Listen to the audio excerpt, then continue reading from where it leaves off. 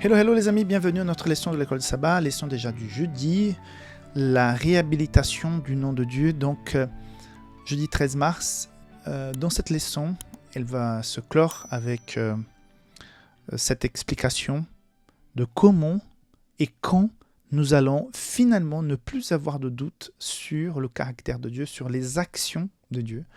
Dieu a déjà vaincu sur la croix, il va finir de vaincre une fois que le mal sera fini et complètement détruit. Par contre, j'ai effleuré à chaque fois cette semaine cette explication qu'il y aura un temps avant la mise en application de la punition finale et la destruction du mal.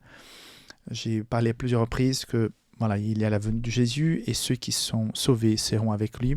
Il y aura un temps, la Bible parle d'un millénaire, où nous allons, comme dit aussi 1 Corinthiens 6, nous allons juger même les anges.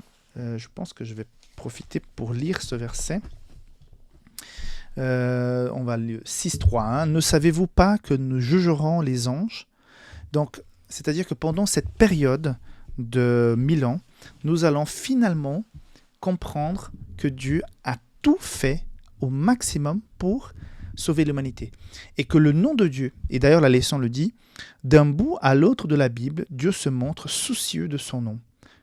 Pourquoi ? Parce qu'il y a la réputation de Dieu et de tout l'univers qui est en jeu.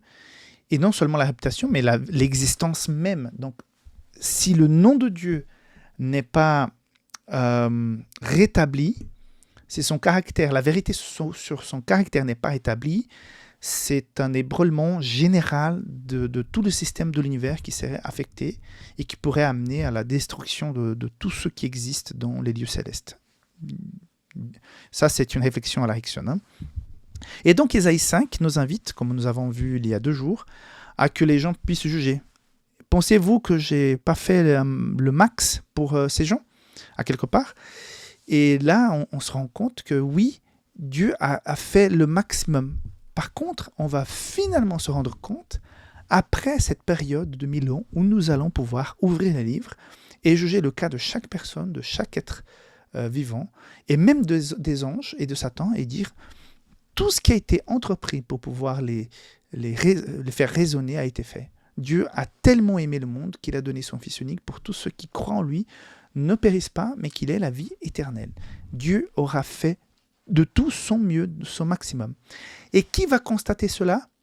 Les sauvés, qui seront là et ils vont comprendre les deux côtés. Donc, ayant vécu l'expérience de la vie sur cette terre sous l'emprise de péché et vivant actuellement le salut, la vie véritable, sans mort, sans maladie, sans péché, donc nous serons le plus à même de lire et comprendre ce qui est écrit et dire à tous les autres êtres de l'univers, effectivement, malgré des mauvaises interprétations que nous avons pu avoir par le passé, nous constatons par les faits qui sont enregistrés ici, qui sont vraiment passés, que Dieu a tout fait et que finalement, il n'y a aucune autre solution à part la destruction totale, anéantir de façon complète l'existence du mal, parce qu'il n'y a plus d'espoir, il n'y a pas d'autre issue. Et c'est une œuvre étrange, comme dit Ézéchiel par rapport à ça, c'est une œuvre étrange que Dieu va devoir faire, qui est détruire le péché. Mais nous serons vraiment convaincus de cela, et avec des preuves bien établies. Et donc, Dieu sera finalement innocenté à ce moment-là. Et il n'y aura aucun doute sur l'application de la justice de Dieu. Voilà. Très intéressant de constater que cette mauvaise impression que certains ont de la présence, du caractère, de la même existence de Dieu sur cette terre seront un jour complètement rétablis et le nom de Dieu sera le plus grand des noms et sera donc un Dieu qui mérite toute notre adoration. Que Dieu te garde, que tu puisses aussi garder cet espoir, cette espérance qu'un jour on va finalement comprendre complètement les choses et que d'ici là nous puissions exercer notre foi quand les choses sont un petit peu compliquées à comprendre.